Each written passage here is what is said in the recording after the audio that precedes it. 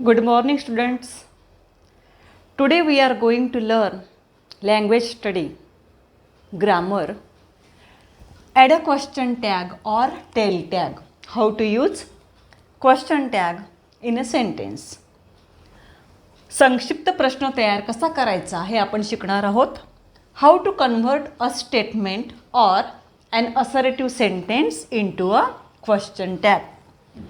Late us see helping verbs. आपल्याला वाक्यामध्ये जेव्हा क्वेश्चन टॅग वापरायचा आहे तेव्हा हे माहिती असायला पाहिजे की हेल्पिंग वर्ब्स म्हणजे सहाय्यकारी क्रियापदं कोणती आहेत. कारण ज्या वाक्यांमध्ये हेल्पिंग वर्ब्स दिलेले असतात त्याचा आपल्याला उपयोग करायचा असतो क्वेश्चन टॅग करताना. शिवाय प्रोनाउन्स, सर्वनाम जे कर्ता आहेत, वाक्याची सुरुवात ज्या प्रोनाउनने होते ते बघायचे आहेत. तर हेल्पिंग वर्ब्स आहेत am, is, are, was, were, have, has, had, shall, will, may, might, can, could, do, does, did. These are the helping verbs which are used in the sentence. Pronouns I, we, you, he, she, it and they. These are the pronouns म्हणजे सर्वनामं. मग आपल्याला आता वाक्य बघताना या सर्वनामांचा आणि या हेल्पिंग वर्बचा कसा उपयोग करायचा आहे हे आपण बघूया. आपण सेंटेन्स बघतोय आहे, एक्झाम्पल्स बघूया. क्वेश्चन टॅग करताना आपल्याला पॅसेजेस दिलेले असतात. पॅसेजेसमध्ये वाक्य असेल त्या वाक्याचं आपल्याला लँग्वेज स्टडीमध्ये म्हणजेच ग्रामरच्या प्रकारामध्ये, प्रश्न प्रकारामध्ये त्याचा आपल्याला क्वेश्चन टॅग करायला एका गुणाचा, एका मार्काचा प्रश्न येत असतो. For example, let us see the examples. First, he is very tall. He is very tall. Now add a question tag in the sentence or tail tag करा असा तुम्हाला प्रश्न असतो. Use tail tag or question tag. Question tag करताना हे वाक्य as it is लिहायचं. Write this sentence as it is. He is very tall. Then remove this full stop and give here comma. Full stop काढा, comma द्या. यानंतर त्या वाक्यातलं हे जे हेल्पिंग वर्ब आहे हे लिहायचं इज. हे वाक्य होकारार्थी आहे की नकारार्थी आहे बघा. ही इज व्हेरी टॉल, तो उंच आहे, खूप उंच आहे. आहे या वाक्यामध्ये नो, नॉट, नेव्हर दिलेलं नाही आहे, म्हणजेच हे वाक्य होकारार्थी आहे, अफिर्मेटिव्ह आहे. अफिर्मेटिव्ह असताना आपल्याला इथे लिहायचं असतं नॉट. इज नॉट असं करायचं असतं. पण NOT नॉट न लिहिता आपल्याला या नॉटचा कॉन्ट्रॅक्टेड फॉर्म लिहायचा आहे. असा अपॉस्ट्रॉफी देऊन NOTचा NT असं अपॉस्ट्रॉफी फॉर्म द्यायचा आहे. He is very tall, isn't आणि नंतर इजंट लिहिल्यावर हे जे प्रोनाऊन आलेलं आहे सुरुवातीचं पहिलं प्रोनाऊन करता हे लिहायचं. स्मॉल लेटर आहे, इथे फर्स्ट लेटर आहे म्हणून कॅपिटल आहे, इथे आपल्याला स्मॉल लिहायचं आहे. नंतर आपल्याला क्वेश्चन मार्क द्यायचा आहे. क्वेश्चन मार्क दिला नसेल तर पेपरमध्ये आपल्याला अर्धा मार्क आपला मायनस होतो. हे झालं उदाहरण. दुसरं, they are very tired. They are very tired. बघा होकारार्थी वाक्य आहे सगळी. नॉट, नो नाही आहे, नेव्हर नाही आहे, म्हणजेच होकारार्थी आहे. सोपा प्रकार आहे हा. They are very tired, comma द्यायचा. Remove this full stop, give comma here. Are आहे जे हेल्पिंग वर्ब आहे ते लिहा. इथे नॉट नाही आहे, नो नाही आहे, त्याच्यामुळे आपल्याला नॉट लिहायचं आहे. पण नॉटचा कॉन्ट्रॅक्टेड फॉर्म, संक्षिप्त रूप लिहायचं आहे. कॉन्ट्रॅक्टेड फॉर्मचे तुम्हाला मी एक्झाम्पल्स दिलेले, आपण टेबल लिहिलेलं आहे. आरंट आणि इथे प्रोनाऊन काय आहे दे. तर हे प्रोनाऊन आपल्याला इकडे आणायचं आहे. दे प्रोनाऊन आपण इकडे आणू. आरंट दे. बघा प्रोनाऊन आपल्याला इथे लिहायचं, सर्वनाम लिहायचं आहे. याचा लेटर, पहिलं लेटर मात्र स्मॉल राहील, इथे कॅपिटल आहे. Third sentence, I am very hungry किंवा आय ॲम आपण नुसतं हंग्री लिहू. I am hungry. ठीक आहे. So write this sentence as it is. I am hungry. मग काय करायचं? Remove this full stop, give here comma, comma द्या. ॲम आहे म्हणून ॲम नाही लिहायचं, ॲमंट आय असं करायचं नाही. जेव्हा ॲम असेल तेव्हा आरंट लिहायचं. आरंट आय आणि क्वेश्चन मार्क. बघा ॲमचं इकडे आपल्याला जेव्हा क्वेश्चन टॅग करतो आहे आणि ॲम दिलं असेल इथे प्रोनाऊन हेल्पिंग वर्ब, तेव्हा आपल्याला ॲमचं आरंट आय करायचं आहे, लक्षात घ्या. He will do this. वाक्य दिलेलं आहे. मी आता समोर उदाहरण लिहिते. आता आपण समोर आन्सर लिहूया. He will do this, comma द्या. विल असेल तर विलंट ही नाही लिहिणार. विलचं काय होतं? Won't, WONT. वोंट ही आणि क्वेश्चन. अशा प्रकारे आपण या होकारार्थी वाक्यांचं अफर्मेटिव्ह सेंटेन्सचं काय केलेलं आहे? Question tag. नंतर आपण आता निगेटिव्ह सेंटेन्सेस बघूया क्वेश्चन टॅग करताना.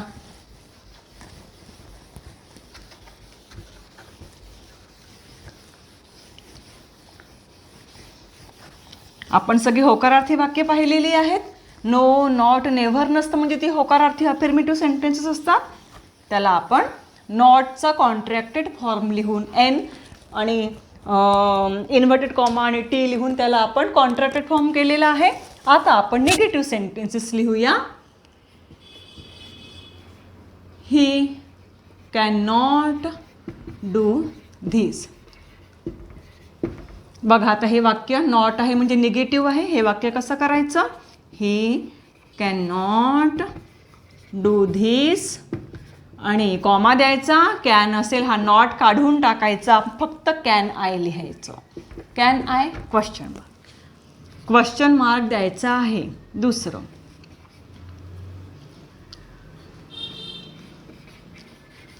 दे are not playing there. They are not playing there. वाक्य लिहूया पुन्हा. Write this sentence as it is. They are not playing there, comma द्या, गिव्ह कॉमा. नॉट लिहायचं नाही, आर हेल्पिंग वर्ब लिहायचं. Are आणि प्रोनाऊन जे आहे ते write this pronoun. Are they. So we can solve this sentence as it. Now third example. Ram does not work in the field. Ram does not work in the field. Ram, write the sentence as it is. Ram does not work in the field. आता not लिहायचं का? Remove this not, write down does. ही राम हा शब्द आलेला आहे बघा. मुलाचं नाव आहे, इथे प्रोनाऊन आलेलं नाही आहे, प्रॉपर नाऊन आलेलं आहे. प्रॉपर नाऊन दिलेलं असताना राम लिहायचं नाही. मुलगा आहे, एकवचन आहे म्हणून ही लिहायचं. मुलगी असेल, मुलीचं नाव असेल तर शी लिहायचं. दुसरे पुन्हा एक उदाहरण घेऊया आपण. कळलं तुम्हाला? डज राम लिहायचं नाही, मुलाचं नाव आहे, पुल्लिंगी शब्द आहे म्हणून तुम्हाला ही लिहायचं आहे. निर्जीव वस्तू आलेल्या असतील, the doors are black. The doors are black असं शब्द आले बघा. हे वाक्य आहे, the doors are black. The doors are black लिहूया, कॉमा द्या आणि इथे आर आलेलं आहे. ठीक आहे. सॉरी, आपण पहिल्यांदा हे माझं वाक्य इथे अफर्मेटिव्ह आलेलं आहे, होकारार्थी वाक्य आलेलं आहे. तर आपण या अफर्मेटिव्ह सेंटेन्सचा क्वेश्चन टॅग करूया. The doors are black. Are आहे तर काय लिहायचं? आरंट, कारण हे वाक्य होकारार्थी आहे, नॉट नाही आहे इथे. आणि द डोर्स आलेलं आहे, द डोर्स लिहायचं नाही. ज्या निर्जीव वस्तू असतील, एकवचन असेल तर इट लिहायचं. आणि अनेक वचन असेल तर दे लिहायचं. आरंट दे, बघा अनेक वचन आहे म्हणून आपण दे लिहिलेलं आहे. अशा प्रकारे आपण क्वेश्चन टॅग केलेला आहे. दुसरं उदाहरण बघूया याच प्रकारचं. The tree is green. The tree is green. उत्तर लिहूया. The tree is green, comma देऊया. Remove this full stop, give comma here. The tree is green. आता इज आहे तर आपण इज लिहू आणि इजंट करूया. आणि द ट्री लिहायचं नाही, एक वचन आहे. अशा वेळी काय लिहायचं? फक्त मुलगा मुलगी असेल तर मुलगा असेल तर ही, मनुष्य असेल तर ही, मुलगी असेल तर शी, मुलाचं नाव असेल तर ही, मुलीचं नाव असेल तर शी, अनेक माणसं असतील तर दे, एक माणूस असेल तर ही, अनेक स्त्रिया असतील तर दे, एक स्त्री असेल तर शी. पण निर्जीव वस्तू असेल, अनेक वचन असताना दे आणि एक वचन असताना इट लिहायचं. इजंट इट आणि क्वेश्चन मार्क द्यायचा. अशा प्रकारे आपण या वाक्यांचा क्वेश्चन टॅग शिकलो आहे. आता हेल्पिंग व्हर्ब असेल, कॅन असेल तर कॅन नॉट, कांट करायचं. हॅव असेल तर हॅवंट, हॅज असेल तर हॅजंट, हॅड असेल तर हॅडंट, विल असेल तर वोंट, कॅन असेल तर कांट आणि शाल असेल तर शांट, डू असेल तर डोंट, डीड असेल तर डिडंट, डज असेल तर डझंट. अशा प्रकारे. आणि डज नॉट असेल तर डज, डिडंट असेल तर डीड, डोंट असेल तर डू, कांट असेल तर किंवा कॅन नॉट असेल तर कॅन, हॅडंट असेल तर हॅड, हॅवंट असेल तर हॅव, हॅव नॉट असेल, हॅज नॉट असेल तर हॅज. अशा प्रकारे नॉट असेल तर काढून टाकायचा. नॉट दिला नसेल तर तिकडे haven't, हॅजंट, hadn't, aren't, haven't, can't, shan't अशा प्रकारे करायचं. विल असेल तर वोंट अशा प्रकारे करायचं. आता आपण हे सगळी उदाहरणं कशाची पाहिलेली आहेत? ज्या वाक्यांमध्ये हेल्पिंग वर्ब आहे, सहाय्यकारी क्रियापद आहेत. आता आपण अशी वाक्य बघूया की ज्या वाक्यांमध्ये हेल्पिंग वर्ब नाही आहे पण मेन वर्ब आहे, मुख्य क्रियापद आहे. For example, I work in the garden, I go to school, they play on the ground. Work, go, play, come, write, dance, walk, watch, these are the main verbs, root verb. जे main verb दिलं असेल तर मग काय करायचं हे बघूया. जसं for example, I work in the garden, I work in the garden. आता हे बघूया. मेन वर्ब आहे, वर्क V1 आहे, क्रियापदाचं पहिलं रूप आलं तर टेन्स बघायचा. या वाक्यांमध्ये क्वेश्चन टॅग करताना जर प्रेझेंट टेन्स असेल, बघा प्रेझेंट टेन्स असेल, V1 दिला आहे तर क्वेश्चन टॅग करताना डू लिहायचं किंवा वर्बला SES असेल तर डज लिहायचं. वाक्य जर पास्ट टेन्समध्ये असेल, पास्ट टेन्समध्ये असेल म्हणजे वर्कड, वेंट, केम, सॅंग, प्लेड हे V2 असेल तर डीड लिहायचं म्हणजे डिडंट. आणि इथे डोंट, डझंट अशा प्रकारे करायचं. आता हे वाक्य कसं बघा, V1 आहे, हे वाक्य कसं होईल? I work in the garden. या वाक्यामध्ये आता कॉमा देऊया, फुल स्टॉप काढूया. आता वर्कंट होणार नाही, इथे कसं करायचं? वर्क आहे, V1 आहे म्हणून काय लिहायचं? डू लिहायचं. वाक्य होकारार्थी आहे म्हणून डोंट लिहायचं आणि सर्वनाम आय लिहायचं. ठीक आहे. Second sentence, Radha goes to school, Radha goes to school. बघा राधा तृतीय पुरुष एकवचन आहे म्हणून सिम्पल प्रेझेंट टेन्समध्ये वर्बला SES लागतं. थर्ड पर्सन असेल करता, तृतीय पुरुषी एकवचनी असेल तर सिम्पल प्रेझेंट टेन्समध्ये वर्बला SES प्रत्यय लागतो. याचं कसं करायचं question tag? Radha goes to school, comma द्या. गोज आहे म्हणजेच वर्बला SES असताना काय लिहायचं? डज. आणि याला नॉट लिहायचं. डझंट, आता राधा आहे तर राधा लिहायचं का? मुलगी आहे म्हणून काय लिहायचं? She. Doesn't she question mark. Third sentence, we played kho kho. We played kho kho. आता बघा या वाक्यामध्ये जे मेन वर्ब आहे प्लेड याचं काय आहे? व्ही2 दिलेलं आहे. सिम्पल पास्ट टेन्सचं वाक्य आहे. व्ही2 आहे. क्रियापदाचं दुसरं रूप आहे. व्ही2 असताना काय करायचं? वी प्लेड खो खो आणि कॉमा द्यायचा, गिव कॉमा. आता प्लेड आहे, पास्ट टेन्स आहे, तर काय लिहायचं असतं? डीड. DID डीड लिहायचं. कॉन्ट्रॅक्टेड फॉर्म नॉटचा करायचा. डिडंट वी आणि क्वेश्चन मार्क द्यायचा. हे सगळे होकारार्थी वाक्य पाहिले. आता आपण याच मेन वर्बचे निगेटिव्ह सेंटेन्सेस बघूया ज्या वाक्यांमध्ये नॉट आहे. ठीक आहे, ती वाक्य बघूया. हे सगळे होकारार्थी वाक्य बघितले मेन वर्बचे. आता मेन वर्ब असलेले निगेटिव्ह सेंटेन्सेस बघूया आपण. त्याच्यामध्ये नॉट आहे, नो आहे. फॉर एक्झाम्पल, आय डिडंट किंवा डिड नॉट गो देअर. आता बघा डिडंट आहे म्हणून काय लिहायचं? डिडंट लिहायचं का? नाही. आता आपल्याला या वाक्याचा क्वेश्चन टॅग करताना, आता कॉमा देतोय, डिडंट असेल तर नॉट रिमूव्ह करायचा, फक्त डीड लिहायचं. Did I question mark. ठीक आहे. सेकंड सेंटेन्स, चिल्ड्रन म्हणजे मुलं, अनेक मुलं. Children do not complete their project. Children do not complete their project. Write this sentence as it is. Children do not complete their project.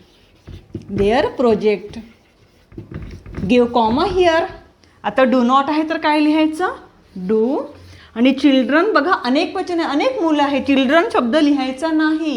याच्याऐवजी आपण do, आता हा not remove करायचा असतो. निगेटिव्ह सेंटेन्स असेल तर नॉट लिहायचं नाही. नॉटचा कॉन्ट्रॅक्टेड फॉर्म लिहायचा नाही.